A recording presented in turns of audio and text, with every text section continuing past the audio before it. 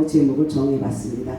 오늘 잠언서 1장 7절은 보편적으로 여호와를 경외하라. 여호와를 경외하는 것이 무엇이냐라는 제목 가지고 말씀을 전하는데, 오늘은 저는 오늘 유대인들과 우리 그리스도인들의 신앙을 빗대어서 그러면 성공하려면 어떻게 해야 되느냐, 어떻게 하는 것이 성공하는 것이냐라고 함께 은혜를 나누고자 합니다. 먼저 성공하기 위해서는 세상 것과 시간과 물질, 우리의 삶을 하나님의 것과 구별지어야 된다라고 기록하고 있습니다. 제가 말씀 전하기 전에 무거운 주제를 하나 좀 드리겠습니다. 어느 목사님이 이제 일을 하셔야 하는데 백화점의 어느 코너를 한 자리를 분양을 받으셨답니다.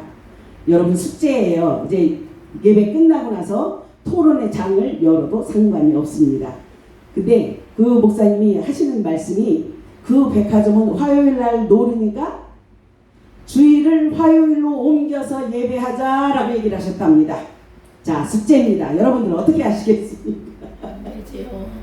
네, 그 숙제입니다. 이따 끝나고 나서 얘기합시다. 여러분 이제 예배 드리면서 저 목사가 저 헛소리를 했는데 설교를 제대로 하려나, 저게 내 귀에 들어오려나, 그건 나중 얘기입니다. 그 말씀을 듣고 어저께 제가 미친 예, 제가 그 말씀을 듣고 그냥 나름 입지가 어느 정도 있으신 분이고 목회도 어느 정도 있으신 분이고 세상 지식과 성경적 지식, 학문 모든 것이 다 있는 분이에요. 그런데 그런 분이 그렇게 얘기를 했다 그래서 어저께 충격을 좀 먹었습니다. 여러분들 그거에 대해서는 우리 이따 밥 먹으면서 열 내지는 말고 살그머니 토론을 좀 해봅시다. 답은 정해져 있어요. 그런데 사람마다 의견이 다르고 저기 하는 것이 다르니까 함께 대화의 장을 열어보자고 드리는 말씀입니다. 유대인들의 교육법은 성경에서 말씀하시는 것처럼 무엇이든지 최고가 되라라고 부모들이 자녀를 가르칩니다. 너의 맡은 일에 최선을 다해서 네 일을 해라라고 가르쳐요. 그러면서 자기 절제하는 법도 배워라라고 가르칩니다. 근데 우리 대한민국 엄마들은 어떻게 해요? 물론 최고가 되는 거 맞습니다. 어디 가서 1등을 하는 거 맞습니다. 근데 뭐라고 얘기해요? 남한테 지지 말고 절제는 간 곳이 없고 네가 무슨 1등이 돼야 되고 옆에 친구를 밟고 올라서서라도 너는 1등을 해야 돼 하는 것이 대한민국의 교육법입니다. 이스라엘 민족들은, 유대인들은 백성들이 하나님을 섬기기에, 물론 누구나 다 마찬가지긴 하지만 하나님을 섬기기에 모든 일에 열과 성을 다해서 하나님을 섬겼다라고 얘기를 하면서 자녀들을 양육하는 부분에 있어서도 말씀으로 성경으로 양육했다. 우리가 잘 아는 모세, 물가에 버려졌을 때 그 엄마가 유모로 들어가서 무엇을 가르쳤게 했느냐? 성경에는 무엇을 가르쳤다고 안 써 있습니다. 근데 우리는 어떻게 해요? 엄마가 유대인이니까 말씀을 기도하면서 가르쳤을 때고 말씀을 그 귀에 늘 들려줬을 것이다 라고 늘 얘기를 해요. 근데 지금 교회들은 보면 교회 수험생들이 있으면 수험생들이 교회에 나오지를 않습니다. 왜? 학원 가야 되니까. 왜? 학교에서 1등 해야 되니까. 죄송하지만 그런 자식들이 나중에 부모한테 효도합니까? 안 합니다. 자식들이 머리가 크고 잘나면 잘날수록 부모한테 효도 안 해요. 어느 부모에게 자식이 10명 있으면 7, 8명 다 잘나고 한두 사람만, 이런 표현 죄송하지만 한 사람만 바보 멍청이면 그 엄마는 성공한 엄마예요. 왜? 그 바보 멍청이가 부모 모시고 살거든요. 그 바보 멍청이가 부모한테 공경한단 말이에요. 세상에서 잘난 아들은 절대 내 아들이 될 수 없고 내 것이 될 수가 없어요. 어딘가 모자르고 세상에서 천대받고 세상에서 멸시하는 아들이, 그 아들이 부모한테 효자라는 거예요. 그런 모습을 보면서 내 배에서 나서 열심히 키웠지만, 그런데 제가 보니까 그러더라고요. 예전에 어른들이 그랬어요. 내 아들은 남의 아들, 남의 아들이 내 아들. 근데 제가 보니까 그래요. 우리 아들이 굉장히 무뚝뚝해요. 그런데 그 무뚝뚝한 게 장인조 학모한테 엄마보다 상냥하더라고요. 엄마한테보다. 뭐지? 그런데 우리 사위가 종갓집 정손이에요. 우리 아들도 그렇지만 사위가 종갓집 정손이에요. 그래서 저희 엄마 아버지 앞에서는 하고 무게를 잡고 가부좌 딱 들고 앉았어요. 처음부터 그렇게 배웠으니까. 그런데 내 앞에 오면 그게 어디 있어요? 어머니 와서 팔짱 끼고요. 어머니 하면서 나한테 와서 아양을 떨어요. 우리 안사분이 보시고 나더니 자식 헛키웠다고. 자식을 키웠다고. 그래서 옛날 어른들 말씀이 맞아요. 내 아들은 놈이 아들이고 놈이 아들이 내 아들 된다는 말, 우리 사회를 보면서 다시 한번 제가 깨달았어요. 근데 유대인들은 안 그랬단 말이에요.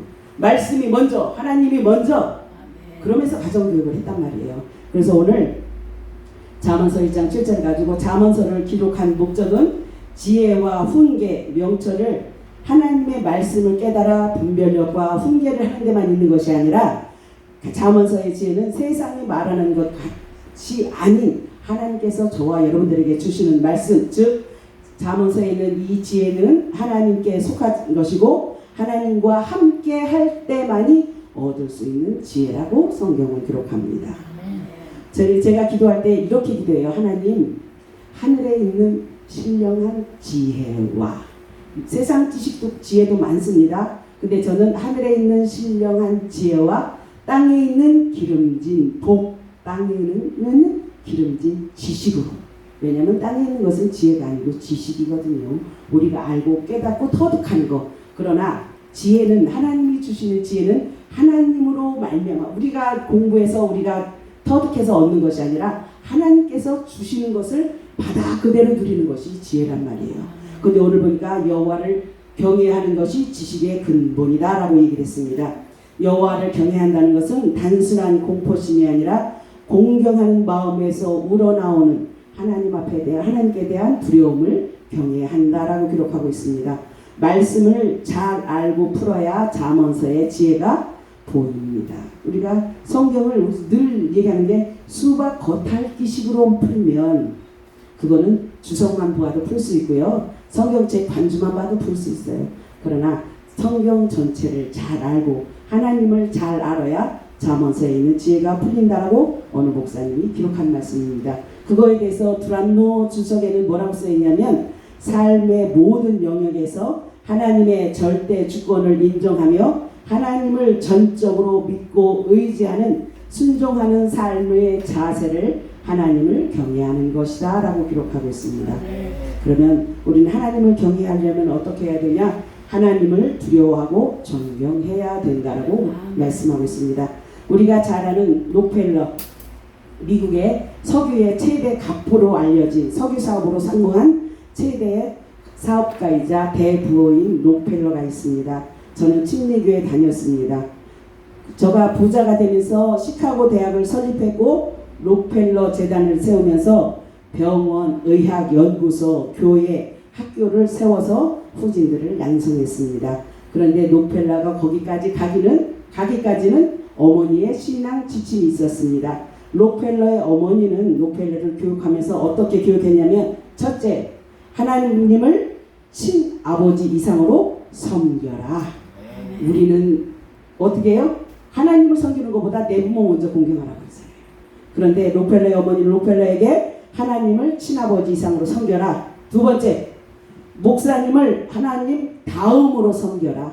아버지가 아니라 목사님을 하나님 다음으로. 왜? 영권을 가지신 분, 영적인 축복관을 가지신 분이기 때문에 그를 그렇게 열심히 섬겨야 된다라고 얘기를 해요. 그 다음에 세 번째, 주일 예배는 본교회에서 드려라. 그러면 이제 대부분들 그래요. 아니 본교회만 하나님이 계시는가요? 아니요. 내 소속이 어디냐죠. 내 소속이 어디냐. 우리가 어디에 같이, 제가 여기 와서 지금 예배 드리는 것처럼 어디에든지 가서 예배 드려도 하나님은 그곳에 계십니다. 그러나 주일 예배만큼은 본교회에서 드려라 그럽니다. 제가 어느 교회 기도원을 집회를 갔더니 그 기도원에 그 교회는 성도들은 없어요. 근데 남이교회 권사님들이 4-5분이 오셔서 오실 때 반찬 다 해서 싸가지고 오시고요. 오셔서 헌신봉사 다 하시고요. 죄송하지만 감사 예물까지 다 드리시고요. 그거를 제가 3일을 봤습니다. 그래서 3일째 되던 날 제가 지금 얘기한 것처럼 주일은 본교회에서 지켜라 얘기한 것처럼 여기 와서 기도회 할 때 헌신하시고 봉사하시고 하되 주일은 본교회에서 지키십시오. 그래서 제가 말씀을 드렸습니다. 그런데 그 말씀도 들을 귀 있는 사람만 듣는 거예요. 들을 귀 있는 사람만. 나는 내가 가지고 있는 주관이 그러니까 그렇게 말씀을 드리고 선포하고 내려왔습니다. 내려왔더니 대표회장님이 그러시더라고요. 목사님, 그래서 왜요? 그렇게 설교하면 안 돼요? 그러는 거예요. 그래서 뭘요? 그랬더니 본교회 가서 주일 지키라고 얘기하면 안 된다는 거예요. 그래서 왜요? 그랬더니 그 교회 원장님이 못 알아들어서 그렇지 그 교회 원장님이 알아들었으면 목사님하고 싸우자고 덤빌 거야? 그러고 얘기를 하는 거예요. 그래서 내가 아니 주일은 본교회 가서 지키라고 얘기를 한 게 그게 잘못된 건가요? 그랬더니 그렇게 하면 안 된대요. 그래서 그거 가지고 실격하면 뭐 할 거예요? 그래서 예 알았습니다. 다음부터 조심하지요. 근데 오늘 제가 말씀드린 건 록펠러의 어머니가 록펠러를 그렇게 교육시켰다라고 말씀하는 거예요. 그 다음에 네 번째 오른쪽 주머니는 항상 11조 주머니로 만들어놔라. 즉 하나님 것과 내가 쓸 것, 즉 세상 것은 구별할 거라는 말씀입니다. 우리 예전에 평신도 때요. 주일날 교회 가려면요. 그 전날 교회 가서 아니 은행에 가서 현금 빳 한 거로 바꿔 달았습니다. 정말 한참 열성일 때는 바꾸러 갈 시간이 없으면 다리미로 다리기까지도 했습니다. 근데 지금 다니면서 보니까 어떻게 해요? 꼬깃 같은 거 누가 갖고 와서 허공 목대에 넣으니까 무게지면 안 들어가잖아요. 그 자리에서 이렇게 당기고 이렇게 당기고 이렇게 피고 기분 나이게 그러고 계시더라고요. 그래서 내가 이야 참 예배에 대한 두려움이 하나님에 대한 공경심이 없구나.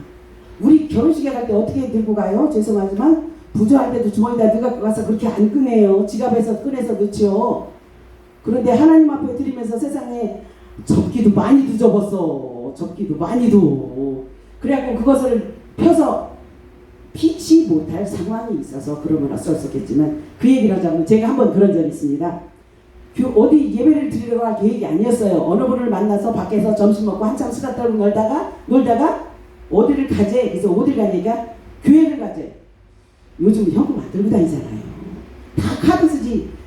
체크카드가 됐든 신용카드가 됐든 카드 쓰지 현금 잘 안 들고 다닌단 말이에요. 그런데 교회를 가죠. 그래서 내가 혼자 속으로 그랬어요. 나 지금 현금 안 들고 왔는데. 그렇다고 그 목사님한테 나 헌금 없어서 못 하잖아요. 그래서 가면서 은행을 찾으려고 이렇게 두번거리면 찾으니까 안 보이잖아요. 그럴 때 또 안 보여요. 그래서 어떻게 해요? 주머니에 있던 10,000원짜리를 한번 제가 그러고 넣은 적이 있습니다. 제 얘기가 있는 거예요. 제가 그냥 넣으면 안 되니까 안 들어가잖아요. 들어가다 돈이 중간에 구겨지니까. 그러니까 이리 땡기고 이렇게 문질러고 손바닥으로 문질러서 한번 넣은 적이 있습니다. 그 모습을 제가 생각하면서 그래 피치 못해서 나처럼 이렇게 왔으면 그것도 핑계지요. 피치 못해서 이렇게 왔으면 그렇게 할 수도 있어. 그런데 매 예배 가운데 그러는 분들이 적지 않다는 얘기예요. 예배, 내 마음의 중심이 어디 있느냐가 가장 중요하다는 말씀입니다. 여기 지금 록펠러의 어머니는 당신 아들에게 오른쪽 주머니는 11조, 즉 하나님께 그것은 항상 구별해 놔두라는 얘기거든요. 우리 월급 타면, 우리 일할 때 월급 타면 봉투 딱 가지고 오면 11조부터 딱 구분해서 어떻게 했어요? 성경책에다 따로 넣어놨어요. 그런데 지금은 어떻게 해요? 지갑에다 그냥 다 넣어갖고 있다가 주일날 교회 가서 그 속에서 지갑에서 숫자를 세 하나라도 더 나올까봐 숫자를 세 하나라도 더 나올까봐 더 나오면 큰일 나니까 그러고들이잖아요.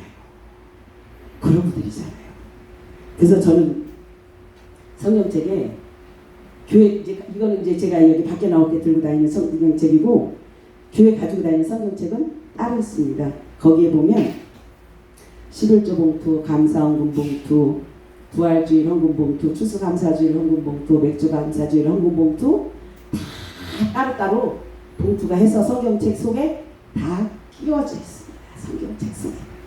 그래서 주일날 간다고 빼놓는 것이 아니라 이 뒤에 끼워놨다가 그날 필요한 것들만 앞으로 빼서 예물을 넣어드려요.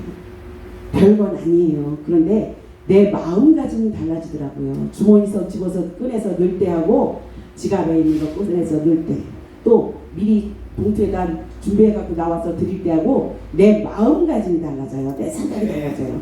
그러니까 록펠러의 어머니가 오른쪽 주머니는 항상 11조. 그러니까 오른쪽에 들어가는 건 꺼내지 말라는 얘기예요. 그럼 어떻게 해야 될까요? 오른쪽에다 돈 넣으면 안 되고 왼쪽에다 넣어야지. 그것도 잘못된 생각이에요. 근데 항상 오른쪽에 있는 것은 하나님 앞에 드리는 예물로 하라고 하나님 것을 구별하라고 가르쳤습니다. 그 다음에 5번째 아무도 원수로 만들지 말아라. 즉 하나님과 관계가 소통이 원활해지려면 사람과의 관계에도 소통이 원활해져야 돼요.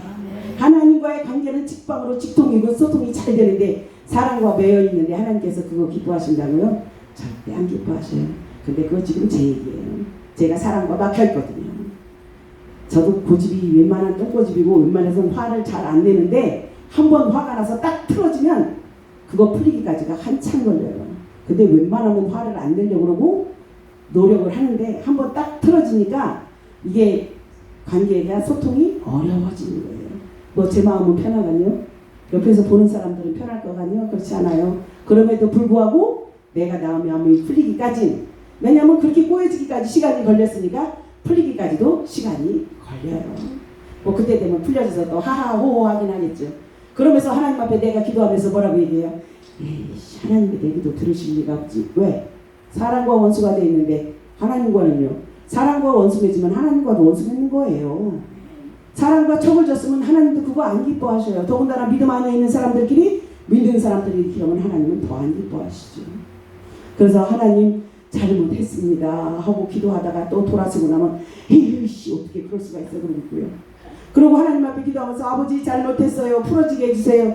내 마음 하나님 잡아주세요. 내 마음을 이 완악하고 이 고집세고 이 교만한 마음 하나님 주의 보혈로 녹여주세요라고 기도를 해요. 그러고 나서 좀 전에 이쪽으로 돌아봤는데 이쪽으로 돌아보니까 또 생각나네. 이런 그러고 살아요. 그러고 처음에는요. 제가 처음 부흥사에 나와서 이 말씀을 전할 때는요. 그럴 때는 나와서 말씀조차도 못 전했어요.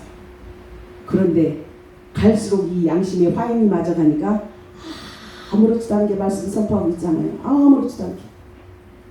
하나님이 그러시면서 너 보면서 야, 너 말은 참 잘한다. 야, 너 설교 잘한다. 그런데 넌 그거 실천하고 사니? 제가 요즘 설교하면서 가장 많이 하는 얘기 언행일치. 말과 행동이 같아야 한다. 요즘 번쩍 들어서 안 하려고 해도 이렇게 자동으로 나와요. 왜? 내가 그러지는 못하니까.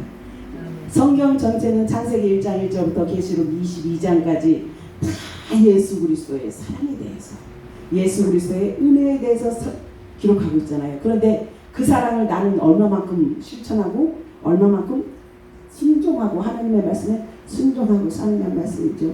오늘 록펠러의 어머니는 사랑과 원수가 만들지 말아라. 하나님과 소통하는데 장애가 된다라고 가르쳤습니다. 그 다음에 6번째, 아침에 목표를 세우고 기도하라. 즉 하루의 일을 시작하기 전에 목표를 세워놓고 그 목표를 놓고 하나님 앞에 기도한 후에 행동하고 움직여라라고 가르쳤습니다. 그 다음에 7번째, 잠들기 전에 하루를 반성하고 기도하라. 오늘 있었던 일 하나님께 아뢰면서 내가 잘못한 것 회개하고 내가 고쳐야 될 것 하나님 알게 해주시고 깨닫게 해주십시오 기도하고 오늘도 지켜주신 것 감사하고 내일도 부탁합니다라고 하나님 앞에 기도하라는 말씀입니다. 그 다음에 8번째, 아침에는 꼭 성경을 읽어라. 많은 시간이 아닐지라도 잠깐만이라도 성경을 읽으면서 하나님의 음성을 듣는 시간, 하나님과 교제하는 시간을 가져라라고 기록합니다. 그 다음에 9번째, 남을 도울 수 있을 때 힘껏 도와줘라. 그 대신 발설하지 말라. 오른손이 한 일을 왼손이 모르게 남을 도왔으면 거기서 끝내라. 근데 우리는 어떻게 해요? 아유 있잖아 어제 보니까 저기 강충산 목사님이 아이고 돈이 없는 것 같아. 그래서 내가 성경금이라고 좀 줬어. 그랬어? 거기서 끝나는 게 아니에요. 그러면 듣는 사람은 그랬어 하고 나지만 나중에 뭐라고 뒤돌아서 뭐라고 얘기하냐면 아이고 그까이 거 주고 생생내고 있네. 응? 그러고 얘기해요. 그게 사람이에요. 아니죠 선생님. 그러니까 하는 얘기예요. 남을 돕되 도운 것을 발설하지 말라라고 록펠러를 교훈했다라고 얘기합니다. 그 다음에 10번째, 예배 시간에는 항상 앞에 앉아라. 예배에 대해서 말씀에 대해서 누구보다도 먼저 아멘으로 화답하고 아멘으로 순종해. 우리 성도 때 평신도 때 그랬어요. 앞자리 금자리, 두 번 중간은 은자리, 뒤에 자리는 동자리. 그런데 정말 말씀을 사모하고 은혜가 있는 사람들은 앞자리에 앉고, 왜냐하면 제가 그랬거든요. 저는 처음에 신앙생활할 때 거기는 이 앞자리는 장로님들 자리예요. 그러니까 맨 앞자리에 앉을 수가 없었어요. 앞에 장로님들 자리고 그 두 번째 줄에는 예배위원들 자리고 그래서 이제 세 번째부터 앉을 수 있었어요. 그래서 저는 늘 세 번째 자리에 앉았습니다.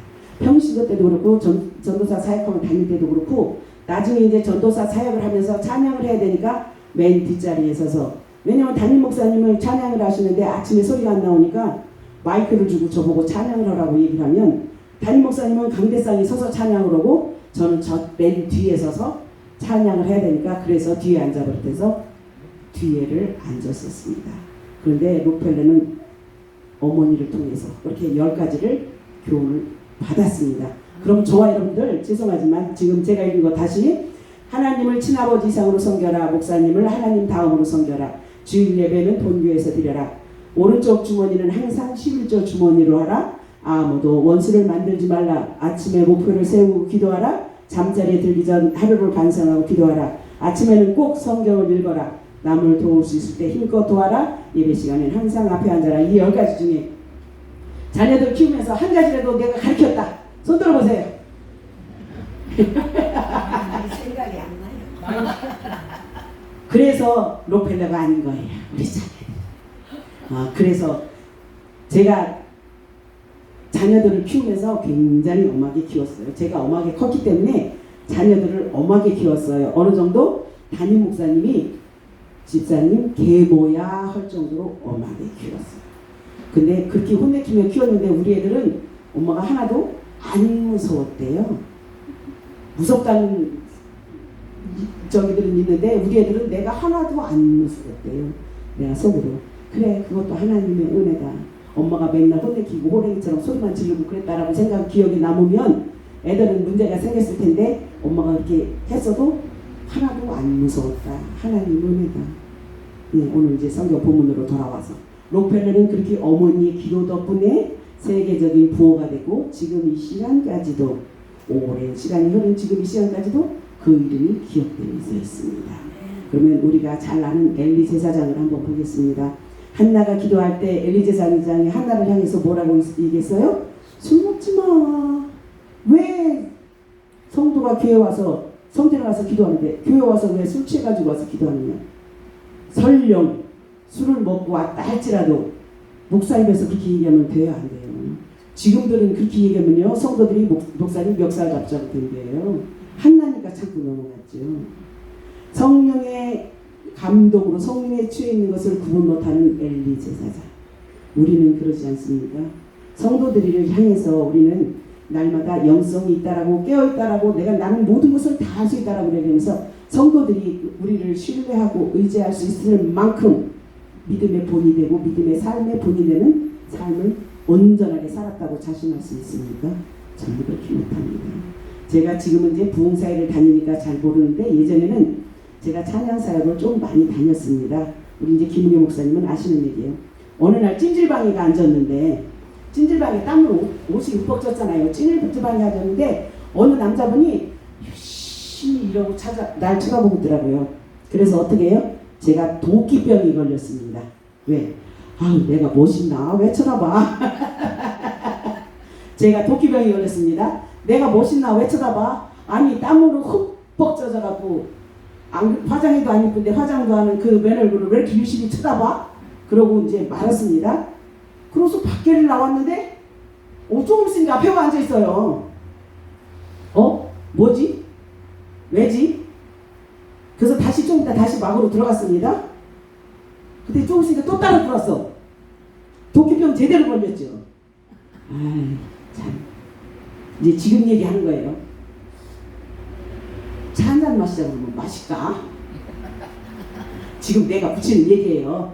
저 사람이 뭐지 미쳤나 왜 그런지 그때는 그러고 생각을 했어요. 지금 생각해보니까 아예 차라리 그렇게 생각했으면 덜 했을걸. 그러고서 이제 말았어요. 그러고 나서 이제 나중에 이제 얼음방에 들어가 앉았는데 거기를 쫓아 들어왔어요. 그래서 이야 나 그렇게 봉주도 아닌데 이상하잖아요. 그래서 가만히 있었어요. 그랬더니 목사님이시죠? 그러고 있는 거예요. 이제 이 머리가 지진 저는 사람 기억 잘하거든요. 근데 이 머리가 지진이 나기 시작하는 거예요. 이게 뭐지? 왜지? 그래서 예, 맞습니다. 그런데 죄송한데 제가 누군지 기억을 못하겠습니다 라는 말씀을 드렸더니 그분이 하는 말씀이 아무아무개 교회 아무아무개 집사입니다 라고 얘기를 하는 거예요. 근데 저를 보실 일이 없으셨을 텐데요 그랬더니 저희 교회 20주년 감사 예배 오셔서 찬양 인도하고 특송을 했대요. 제가 그 교회 가서. 이야, 무서워요. 거기 가서 내가 또 딴 사람들처럼 막 소리 지르고 떠들고 웃고 발광하고 그러고 그랬으면 어쩔 뻔했어요. 목사인 거 아는데 목사 망신이 그런 망신이 어딨어요. 그래서 조심해야 되겠다. 그래서요 저는 택시를 타서 기사가 물어도 목사란 얘기를 얼마 전까지도 한 번도 해본 적이 없고요. 내가 내 입으로 나 목사입니다를 한 번도 해본 적이 없었어요. 그런데 지난 4월 달부터 내가 내 입으로 내가 목사입니다를 하는 거예요. 그건 뭐예요? 내가 내 행동에 책임을 질 수 있다는 얘기예요. 내가 내 행동에 책임을 질 수 있으니까 이제 목사입니다를 하는 거예요. 우리 동네를 가면 그 하나님의 교회 사람들 그리고 어머니 하나님에 대해서 하는 사람들 그런 사람들이 의외로 많아요. 유월절을 가지고 하는 사람들도 많고 굉장히 많아요. 지하철을 이렇게 타고 내려서 가면 우리 집까지 가는데 5분 정도밖에 안 걸려요. 근데 그거 가는데 그 서너 팀 중에 두세 팀은 만난다고 보면 돼요. 그리고 집으로 가가고 방문도 해요. 우리 동네는. 그래서 지금은 어떻게 해요? 저 장로교회 목사입니다. 저한테 하지 마세요. 제가 그런 왜? 내가 내 행동에 책임을 질 수 있으니까. 내 행동에 책임을 질 수 있으니까 그 말하기까지 오래 걸렸죠. 하나님은 민수기서에서 네 말이 내 귀에 들린 대로 내가 보응하리라라고 말씀을 하셨어요. 하나님의 말씀은 1.1획도 변함이 없으시다라고 말씀을 하셨는데 말과 행동이 본이 되지 않는 삶을 살면 우리는 어디 가서 죄송하지만 목사라고 얘기를 하면 안 돼요. 내가 목사네 하고 돌아다니는 분들 의외로 많습니다. 이제 어느 기도원을 가면 하여튼 그 교회 원장님부터 아주 이러고 계신 분들이 좀 계셔요. 내가 목사님의 고개 빠지들고 누가 오든지 가든지 쳐다도 안 보고 인사도 안 하는. 그러면 제가 강대상에 서서 뭐라 그래요? 목사가 됐다고 목에다 기부 써고 있으면 제가 그래요. 손으로 탁 쳐서 그 뭐가지 분질해야 된다. 목사가 뭐예요? 섬기는 사람이잖아요. 종이란 말이에요. 물론 사람의 종은 아니지만 하나님의 말씀을 대언하는 자고 하나님의 말씀을 실천해서 본을 보여야 되는 사람들이잖아요. 그럼에도 불구하고 내가 목사냐고 목에다 기부스하고 사는 사람들이 의외로 많단 말이에요. 저와 여러분들은 말과 행동이 같은 언행일치의 삶을 사는 주의 종이 되시길 주님의 이름으로 축복합니다. 잠언서 9장 10절에 보면 뭐라고 기록하냐면 여호와를 경외하는 것이 지혜의 근본이요 거룩한 자를 아는 것이 명철이다 라고 기록하고 있습니다. 여호와를 두렵고 떨림으로 섬겨야 된다고 말씀합니다. 또 우리가 복을 받기 위해서는 뜻을 정해서 구별된 삶을 구별된 생활을 해야 된다라고 말씀합니다. 우리는 다니엘서 1장에서 다니엘과 친구들이 그 여호야김 때에 포로로 잡혀가서 백성들에게 그 여호야김이 왕궁을 향해서 절하라고 얘기를 하면서 그것을 지키지 않는 자들은 죽이라라고 종이 대신과 조서를 꾸며서 했을 때 다니엘은 그러지 않았어요. 그것뿐입니까? 고기를 주어서 먹게 했을 때도 다니엘은 나는 채소만 먹겠노라라고 나는 하나님만 섬기겠노라라고 다짐하면서 했던 부분이 오늘 다니엘서 1장 8절에 보니까 다니엘은 뜻을 정하여 왕의 진미와 그의 마시는 포도주로 자기를 더럽히지 아니하리라 하고 자기를 더럽히지 않게 하기를 환관장에게 청했다. 즉 왕이 내리는 고기와 포도주를 먹는 것이 아니라 우리는 하나님의 뜻에 따라서 채소와 야채 위주로 채식 위주로 식사를 하겠노라라고 구별했다라고 자기 자신을 구별해서 하나님 앞에 드렸다라고 얘기를 합니다. 우리가 잘 아는 나실인 삼손이 있습니다. 삼손은 처음부터 구별된 자로 태어났어요. 나실인이 처음부터 구별된 사람이 있고 나중에 나실인이 된 사람이 있습니다. 그런데 삼손은 처음부터 구별된 사람이었어요. 그런데 그의 삶이 구별된 삶을 그대로 살았습니까? 오늘 이것도 숙제입니다. 이것도 토론의 주제입니다. 왜? 삼손이 여자의 미쳐서 그냥 솔직히 여자에 미쳐서 자기 사명 감당하지 아니하고 하나님과의 약속을 어겼습니다. 그러나 마지막에는 하나님 앞에 뜻을 구하고 선교의 현장까지 갔습니다. 그러면 그 삼손의 삶이 마지막이 그렇게 하나님의 뜻을 구하고 많은 사람들을 죽이는 데 이르기까지 했지만 그 삼손의 삶이 정녕 하나님이 원하시는, 즉 나신으로 태어났다가 세상 가운데 살다가 마지막에 회개하고 죽었으면 그의 삶은 천국 갔을 것이냐 지옥 갔을 것이냐, 이것을 놓고 이따 또 한번 서로 의견들을 나눠보겠습니다. 의견은 하나로 정해져 있어요. 답은 정해져 있는 거예요. 그런데 얘기를 하다 보니까 사람마다 의견이 다 다르고 뜻이 다르고 해석하는 방법들이 다르더라고요. 그래서 여러분이 가지고 있는 것을 같이 공유하고자 제가 이렇게 두 가지를 제시를 합니다. 우리는 젊어서 고생은 사서도 한다라고 얘기를 하지만 요즘 사람들은 고생하려고 안 해요. 정말 어떻게 하면 편하게 먹고 놀고 마실까 하고 밖에 나가서 도로가에 보다 보면 저는 차가 없습니다. 티코도 없어요. 근데 길거리를 다니다 보면 뭐만 날아다녀요? 외제차만 날아다녀요. BMW, 벤츠, 아주 요즘 어마무시하게, 그것도 나이 먹은 우리 김웅애 목사님처럼 연세가 좀 지긋하시거나 여기 목사님처럼 연세가 지긋하신 분들이 왜 삶을 여지까지 고생하고 애쓰고 수고하고 살고 자식들 다 키워놓고 이제 말년에 이제 좀 편하다, 이제 좀 살만하다 싶을 때 끌고 다니면 괜찮아요. 예, 그동안 수고하고 고생했으니까 하나님이 보상해 주셨으니까 끌고 다녀도 괜찮아요. 근데 요즘 차 끌고 다니는 애들 보면 BMW 벤츠 끌고 다니는 애들 보면 20대들이 80% 이상이에요. 그 차가 한 대에 할부값이 얼만데요? 걔들 월급이 얼만데요? 그거 어디서 해요? 다 캐피탈에서 할부 끊어서 할부로 사서 그 빚에 허덕이고 저만 고생하나요? 부모 등골 마지막까지 다 빼먹고 그러고 다니잖아요. 차 끌고 다닌다는 게 잘못된다는 게 아니에요.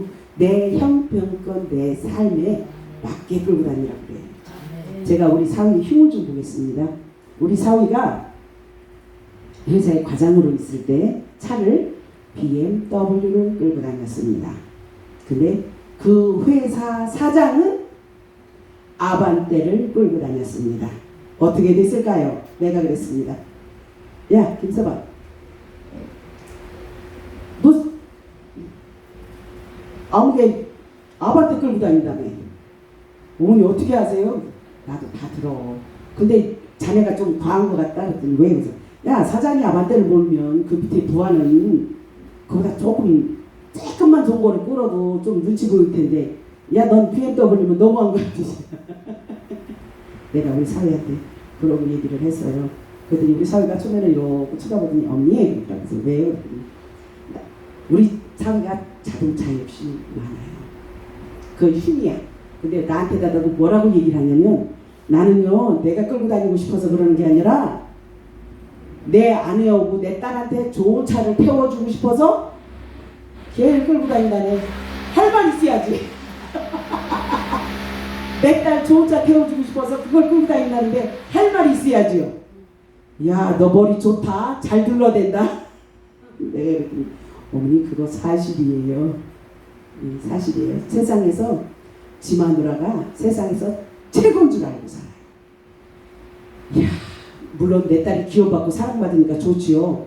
그런데 어떤 때는 과하다 싶을 정도로 사랑을 받고 살아 우리 딸이. 그래서 내가 아니 저것이 어디에 복이 저렇게 붙어서, 정말 지 마누라 지 새끼가 세상에서 제일 줄 알고 살아요. 아까 로펠러 어머니는 하나님을 친아버지 이상으로 섬기고 담임 목사님을 하나님 다음으로, 우리 사위한테는 그거야. 지 마누라가 하나님이고 지 마누라가 목사님이고. 정말 지 마누라 말이라면 주는 신의가지고요.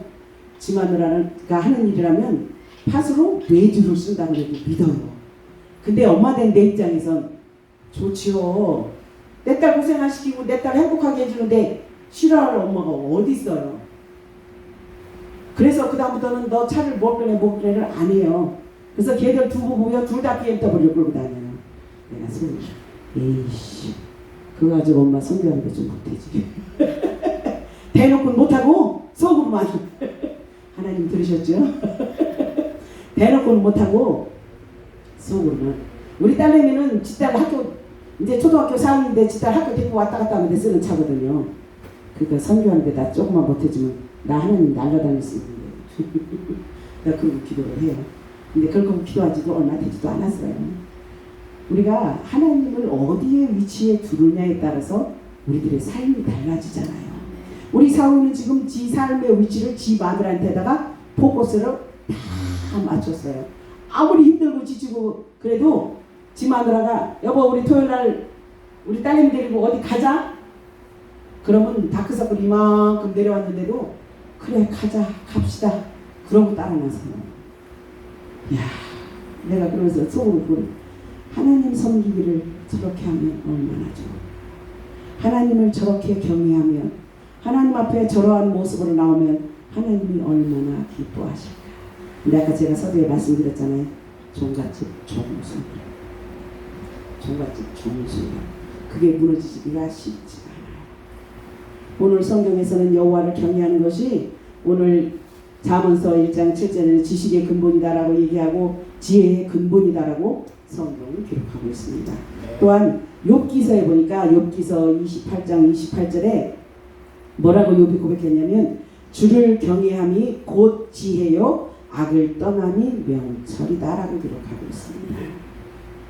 전도서 12장 13절에 일의 결국은 다 들었으니 하나님을 경외하고 그 명령을 지킬지어다 이것이 사람의 본분이다. 즉 사람이면 그거는 해야 된다. 믿는 자들이 하는 게 아니라 사람이면 누구나 다 해야 된다는 말씀이에요. 그러니 하나님의 사랑이 어디까지요? 우리 믿는 사람들, 유대인들, 이스라엘 백성뿐이 아니라 사마리아 땅 끝까지 다 하나님은 하나님의 자녀들로 인정하고 계신다는 얘기예요. 구원받고 안 받고는 하나님 주권에 달렸으니까 우리는 그 부분에 대해서 논할 이유는 없고요. 오늘 전도서 12장 13절처럼 하나님을 경외하고 명령을 지키는 것이 사람의 본분이다. 사람이면 당연히 해야 될 일이라고 성경은 기록합니다. 우리는 하나님의 뜻을 잘 알고 우리의 삶을 구별해서 드려야 합니다. 또 예배 생활을 아까 제가 서두에 던졌던 것처럼 주일 성수, 주일이 화요일로 옮겨지면 그건 주일 성수가 되지를 않잖아요. 그 주일 성수는 우리는 하나님 앞에 온전히 예배하는 걸 뜻하는 거거든요. 어느 곳에서 예배를 해도 상관이 없어요. 근데 로펠러의 어머니는 주일 성수만큼은 본교회에서 지켜라. 왜? 내 소속이 거기다는 얘기거든요. 세상에 있는 모든 교회가 똑같긴 하지만 그래도 내 소속이 거기가 내 아버지가 있는 곳이고 나를 가장 잘 아는 곳이다라고 기록하고 있습니다. 왕상 3장 4절 이하에 보면 솔로몬이 하나님 앞에 1,000번제를 드리고 하나님 앞에 지혜를 구했다라고 기록하고 있습니다. 처음에 1,000번제를 교회에서 배웠을 때 1,000번을 드려야 되잖아요. 하루하루 1,000번을 드리면 몇 년이 걸려요? 3년이 걸립니다. 3년을 날마다 1,000번제를 어떻게 드려요? 죄송하지만 하루 1,000원씩만 드려도 3년 동안 드리면 처음에 제가 91년도에 처음 신앙생활을 시작했으니까 1,000원씩만 드려도 3년 동안 드리면 그것도 사실은 적은 금액은 아니에요. 그래서 날마다 교회 가서 날마다 드려야 되나 보다. 그런데 성경을 나중에 알고 보니까 뭐예요? 솔로몬은 성전에 올라갈 때마다 하루에 3번도 좋고 10번도 좋고 20번도 좋고 성전에 1,000일 동안 드린 것이 아니라 성전에 올라갈 때마다 예물을 하나님 앞에 드렸다라고 성경을 기록합니다. 그러면서 하나님 앞에 하나님이 무엇을 주고 물을 때 하나님의 백성들을 다스릴 지혜를 달라라고 기록하고 있습니다. 지난번에 어느 목사님들하고 얘기하다 보니까 로또 얘기가 나왔어요. 로또 1등에 당첨을 되면 뭘 하겠습니까? 라고 물으니까 아이고 건물 사야지요. 어떤 분은 그러시고 어떤 분은 교회를 지어야지요. 나왔더라고요. 그런데 그게 어저께 어느 커뮤니티에 보니까 만일 내가 로또에 당첨되면 여러분은 그 돈을 어디에 쓰시겠습니까? 라는 질문이 문제가 올라왔어요. 근데 첫 번째 지금 당장 필요한 것만 놔두고 미래를 위해서 저축한다. 두 번째 건물을 산다. 세 번째 땅을 산다. 네 번째 우선 빚을 청산하고 그 그 다음에 생각한다. 근데 이게 문제를 낸 사람이 안 믿는 사람이니까 11조에 대한 부분, 감사함에 대한 부분이 없어요. 그래서 그 모습을 보면서 당첨금이 그냥 생각으로 로또가 20억이 당첨이 됐다라고 생각을 하면 20억을 당첨이 됐으면 세금 빼면 한 1억, 16억, 17억 정도 될 텐데 그럼 11조를 1억 7천. 웬만한 빌라 한 채 값이네? 제가 어제 생각을 한 거예요. 웬만한 빌라 한 채 값이네? 저 목사잖아요. 그러면서 제가 생각하면서 1억 7천을 11조로? 와 1억 7천을 11조로? 와 그래서 내가 뭐라고? 그래 당첨 안 되니까 다행이다. 왜? 그거 11조 드리면서 시험 들으면 의미가 없잖아요. 11조는 즐거운 마음으로 즐겨드려야 하는 건데 물론 성경에는 무조건적으로 드리라고 했지만 11조도 즐거워하는 마음으로 자원하는 마음으로 드려야 그게 의미가 있는 거지. 하나님이 그지가 아닌데 그 아까워하면서 덜덜덜덜 떨면서 드리는 11조를 하나님이 기뻐하시겠느냐고요. 그래서 내가 그래서 로또를 사봐? 아니야 당첨 안 될 거니까 그냥 말어. 왜? 로또 당첨돼서 그 11조 덜덜덜 떨고 아까우면 어떡해. 그러면 안 되니만 못하지. 그래서 포기하자. 그 문제를 읽으면서 어제 제가 혼자 거기까지 생각을 해봤습니다. 이야 정말 하나님 앞에 그냥 11조 드리는 거 아무렇지 않게 생각을 하잖아요. 근데 그 로또에 대한 그 문제가 나오고 나니까 그 11조에 대해서 다시 생각하게 되는 거예요. 만일에 로또가 돼서 11조를 드리면 근데 이제 아까 김계 목사님하고도 말씀을 나눴지만 우리가 월급을 타면 11조를 떼고 나머지 부분을 가지고 생활을 하잖아요. 그러면 적금을 부어도 어떻게 해요? 11조 뗀 것으로 적금을 탔기 때문에 그 적금을 탔을 때 11조를 드려야 되냐 안 드려야 되냐 이것도 숙제입니다. 오늘 숙제가 많습니다. 네, 11조를 떼고서 적금을 들은 것이기 때문에 11조는 드려도 무방하고 안 드려도 무방하다. 그런데 또 내가 그동안 애써서 모으긴 했지만 그래도 들어왔으니까 하나님 앞에 드려야 된다. 그런 마음을 갖는 것도 무방하고 그러다 보니까 이것도 퀘스천 마크. 11조를 드려야 된다면 거기에 대한 타당성이 있어야 하고요. 안 드려도 된다라고 얘기를 하면 그 부분에 대한 의견도 있어야 되고요. 그래서 내가 말씀을 준비하면서 이야 이번엔 내 머리가 터지게 생겼는데 내 머리가 터지게 생겼는데 왜? 아니 하다 보니까 예전에는 그냥 넘어갔던 일들이 하다 보니까 이렇게 자꾸 그냥 11조? 그냥 그런가 보다 조금 담고 그런가 보다 했을 텐데 그렇게 상황이 안 되어지는 거예요. 어느 분이 지난번에 제가 국제비전에 와서 말씀을 드렸었지만 어느 운전기사님이 사고가 나서 수술을 했는데 담임 목사님이 보상을 받으니까 11조를 하십시오라고 얘기를 했대요. 그런데 그 기사분이 저한테 얘기를 하면서 11조 얘기를 하면서 1,000만 원인데 어떻게 드려요? 그러는 거야. 믿음도 없는 신자인데 그 보상금에 대한 11조를 드리십시오 해놓고 나니까 1,000만 원인데 어떻게 드려요? 그 입에서 그 얘기를 무심코 나오다가 말끝을 흐렸어요. 제가 말씀드렸잖아요. 저 목사인데 1억 7천 11조 목사니까 드리긴 하겠죠. 그런데 어떻게 해요? 이 뒤어지는 손길이 자원하는 마음이냐 즐기는 마음이냐? 아니요. 이러고 갈 거란 말이에요. 그 봉투 들고 이러고 하나님이 그지가 아닌데. 그러니까 그러면서 그런 얘기가 그러고 나니까 교회 가고 싶은 마음이 싹 사라지더래요. 그래서 11조를 드리고 교회 와서 직분도 받고 이제 교회에서 헌신하고 봉사도 하셔야죠. 그런데 그 11조 얘기 듣고 나니까 교회 가고 싶은 마음이 싹 가셔서 그 다음부터 교회를 안 간다라고 얘기를 하시더라고요. 지혜롭게 하셔야 돼요. 지혜롭게. 믿음이 있는 사람들에게 알아들을 만한 귀가 있는 사람들에게 그런 것도 해야 된단 말이에요. 제가 눈 얘기하지만 제가 11조를 드릴 때 처음에 평신도 때 11조를 드릴 때 우리 남편이 집에서 놀았고 제가 아이가 셋입니다. 그리고 저도 친정서도 맞이고 우리 남편도 맞이에요. 그러니까 친정엔 안 했는데 시댁에 생활비를 얼마씩 보냈단 말이에요. 그때 당시 제가 월급을 100만 원을 받았습니다. 많이 받았죠. 90년대니까. 90년대 초니까 89년 90년대 초니까 100만 원이면 월급 많이 받은 겁니다. 많이 받았습니다. 그런데 그거를 헌금해야죠. 애들 새 키워야죠. 남편 용돈 줘야지. 집에 생활비 해야지. 시댁 용돈 보내야지. 뭐가 빠졌어요? 11조가 빠졌어요. 11조. 말씀을 모를 때는 11조에 대한 개념이 없는데 말씀이 자꾸 들어오니까 뭐가 걸려요? 11조가 걸리는 거예요. 얘를 어떻게 하면 좋을까? 담임 목사님한테 가서 창피해서 상담을 못하겠고, 그렇다고 전도사한테 얘기하기도 그렇고, 그래서 그쪽에 오신 어느 부흥회를 하는데 교회를 가서 그 교회가 아니라 강사로 오신 목사님한테 목사님 상담을 좀 요청하겠습니다 하고 상담을 드렸습니다. 그러면서 제 상황을 다 말씀을 드리고 11조를 하긴 해야 하는데 너무 부담이 돼서 힘들어서요. 그리고 11조를 안 하면 교회가 앉았으면 뭐가 해요? 양심이 찔림이 있어서 교회 가는 게 불편합니다. 라고 했더니 목사님이 한참을 기도하시면서 한참 생각하시더라고요.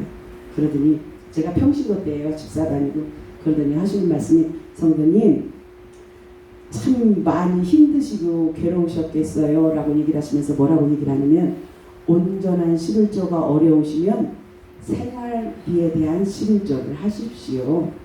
제가 그렇게 해도 돼요? 왜? 나는 희망이 생겼잖아요. 나는 희망이 생겼어요. 생활비에 대한 11조만 해도 돼요? 힘들면 그렇게 하셔도 됩니다. 그러나 나중에 은혜가 더 있으면 온전한 11조를 하십시오. 할렐루야. 저는 할렐루야를 잘 안 합니다. 할렐루야 소리를 잘 안 해요. 누가 하는 것도 못하게 절제를 할 만큼. 왜? 목사님 할렐루야! 그건 인사 아니거든요. 그래서 저는 할렐루야를 잘 안 해요. 근데 거기서는 그 말씀을 듣고 제 입에서 하나님을 찬양하는 것밖에 방법이 없다라는 생각이 드니까 할렐루야가 자동으로 나오는 거예요. 그래서 목사님 너무너무 감사하다고, 정말 무거운 짐 정말 하나님 앞에 수고하고 무거운 짐자들아 다 내려놓으라고 했는데 정말 다 내려놓고 왔어요.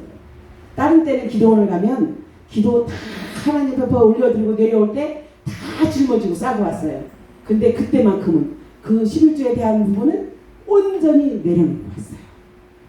그러고 나니까 11조에 대한 부담감이 없으니까요. 교회 가는 게 그렇게 즐겁고 행복할 수가 없어요. 교회 가는 게 세상에 정말로 제가 아침에 9시 출근해서 저녁에 9시 퇴근을 해요. 그럼에도 불구하고 새벽 기도 안 빠지고 가고요. 저 금요 철야예배는 그 사장이 교회로 데려다 주면 철야예배 드리고 오고, 수요 예배는 이제 9시 끝나니까 못 맞춰서 못 가니까. 근데 이제 감리교회를 다녔으니까 속회 예배를 드려야 되면 내가 그 사장한테 나 오늘 예배 있으니까 11시 반까지 데리러 와 그러고서 속회 예배를 드리고, 참 열심히 특심이고요. 정말 은혜 충만하게 그러고 신앙생활을 했었어요. 그런데 지금 목사가 돼서 보니까 아이고 하나님, 그 잃어버린 첫사랑, 그 정말 즐거움으로 감사함으로 감동으로 하나님 앞에 사명 감당했던 그 첫사랑 다시 회복하게 해주세요. 지금 기도하고 그 사랑이 너무나도 지금도 열심히 하죠. 그런데 지금은 목사기 때문에 하는 부분도 많고 있고요. 죄송하지만 나를 드러내기 위해서 하는 부분도 없잖아 있을 거고요. 아이 너는 그것밖에 안 돼? 나는 이렇게 잘났어 하고 보이기 위한 식도 없잖아 있을 거란 말이에요. 그런데 그 평신도 때 그 힘들고 어려운 가운데서 주에 가는 게 정말 즐거움으로, 힘들어도 힘들 줄 모르고 고난 가운데 있어도 고난이라 여기지 않고 감사함으로 사명을 감당하며 살았단 말이에요.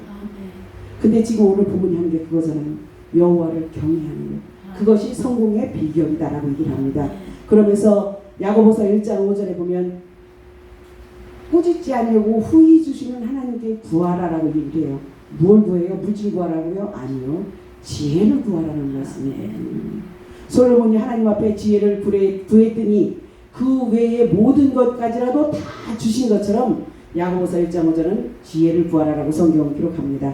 그러면서 누가복음 18장 1절 이하에 가보면 불의한 재판관이 나옵니다. 18장 1절에는 기도하되 낭망치 말 것은 하면서 기도하면서 낭망하지 말라라고 얘기를 하면서 불의한 재판관의 비유를 들어서 설명을 합니다. 그 불의한 재판관이 누구예요? 과부가 와서 날마다 송사를 부탁을 합니다. 날마다 와서 재판해달라고 얘기를 합니다. 근데 재판관이 어떻게 해요? 아니 재판을 하러 갔으면 뭘 갖고 와야 돼? 뇌물을 가져와야 되는데 안 갖고 와서 맨날 재판을 해달라니까 안 들어주거든요. 근데 허구한 날마다 쫓아오니까 항상 왔다라고 기록하고 늘 왔다라고 기록하고 번거롭게 자주 와서 재판을 요청했기 때문에 재판관이 귀찮아서 재판을 해줬다라는 기록이 있습니다. 우리는 성도들에게 신방을 얼마큼 가십니까? 저는 이 불의한 재판관이 그 과부를 통해서 성도들을 목회자들이 성도들 가정에 얼마만큼 신방을 하는지 묻고 싶습니다. 이 불의한 과부는 그 문제를 해결하기 위해서 재판관을 날마다 항상 가서 그렇게 했습니다. 근데 우리들은 성도들이 시험에 들어있어도 때 되면 나오겠지 그러고 말잖아요. 요즘 성도들은 그런 거 안 해요. 제가 어느 교회 저녁에 이제 금요 기도회를 가는데 그 교회에 성도님이 있었습니다. 요즘 가는 곳마다 성도 보기가 굉장히 힘들어요. 성도님이 있었습니다. 그런데 그 성도님이 담임 목사님 부부가 여기 있는데 나한테는 이렇게 살짝 기대기 시작을 해요. 그러고서 이제 처음에 만나서 첫 예배를 드렸는데 은혜를 받았다고 얼마나 반색을 하고 저기를 하는지 그래서 그냥 말하는데 집을 가는 방향인데 나를 따라오더라고요. 그래서 집사님 왜요? 그랬더니 아니요 여기 좀 잠깐 가려고요 그러더라고요. 이제 집이 같은 방향이니까 그런가 보다 그랬는데 우리 동네를 가다 보면 마트가 하나가 있어요. 그러더니 거기를 나를 손을 막 걸고 가. 그래서 내가 집사님 왜요? 그랬더니 과일을 하나 사주겠대요. 처음 만났는데 그래서 아니요 집사님 아닙니다. 다음에 만났을 때 사주십시오. 아닙니다. 그랬더니 아니래요. 곧 죽어도 사줘야 된대. 그래서 예 사주십시오. 돈을 갖고 온 게 없어요. 그래서 10,000원짜리 과일을 한 팩을 사서 전 주었습니다. 그걸 받고 나니까 이게 거룩한 부담감이 생기잖아요. 거룩한 부담감이 생기잖아요. 그래서 그거 받고 집에 와서 그 교회 담임 목사님한테 전화를 했습니다. 그리고 간증으로 말씀드리겠습니다. 전화를 했습니다. 이만저만해서 집사님이 사줘서 가지고 왔습니다. 그런데 그 다음에 갔더니 안수기도를 해달라는 거예요. 담임 목사님 있잖아요. 그랬더니 담임 목사님 말고 저한테 안수기도를 해달래요. 알았다고. 그래서 이제 예배를 인도하고 기도에 들어가기 전에 제가 기도하고 우리 이제 집사님 안수기도를 할 건데요. 담임 목사님도 부목사님도 오셔서 같이 합시다. 거기서 같이 안수기도를 했어요. 그러고서 저한테 전화를 해서 뭘 자꾸 어쩌고 목사님네 교회는 어떻고 어디쯤이고 내가 목사님네 교회를 가면 어떻고 그러면 안 되죠. 그래서 집사님 저희 교회는 멀어요. 우리 집에서 1시간 이상 가야 되고 제가 차가 없어서 대중교통을 이용해서 가는데 멀어서 집사님한테 같이 가자 소리를 못합니다. 그랬더니 얼마 안 있어서 그 집사님이 그 교회를 떠났어요. 그런데 교회를 떠나고 나서 저한테 전화가 왔어요. 안 받았습니다. 그 목사님, 그 담임 목사님과의 관계가 있으니까 안 받았습니다. 그랬더니 작년쯤에서 1년쯤 지난 다음에 한 번 더 전화가 왔는데 안 받았습니다. 왜 안 받아? 뻔한 얘기하고 뻔하니까. 그래서 근데 길에서 한번 만나서 얘기를 하는데 다른 분들하고 같이 있으니까 얘기를 피하더라고. 그럼 집사님 가세요. 다음에 뵙겠습니다. 그러면 헤어지고 말았습니다. 죄송하지만 그 기도는요. 그 교회 안 나오면 담임 목사님 가서 신방하셔야 돼요. 정말 내가 정말 다른 데로 가겠습니다. 라고 저기에서도 이게 당신을 이렇게 품어 안아주길 원해요. 당신한테 포커스를 맞춰서 당신을 보듬어 안아주고 토닥거려 주길 원하고 당신을 끌어안아 주길 원해요. 그런데 그런 성도들을 나는 목사님하고 그냥 팽개쳐 준다면 오늘 이 과부 보세요. 불의한 재판관 보세요. 날마다 찾아가서 귀찮게 하니까 저들을 문제를 해결해 줬다고 얘기잖아요. 성도들이 나중에 정말 절망하고 낭망하고 쓰러져서 나자빠진다 할지라도 그때까지 담임 목사는 푹 기도해야 돼요. 그런데 요즘에 많은 목회자들이 그걸 안 하시잖아요.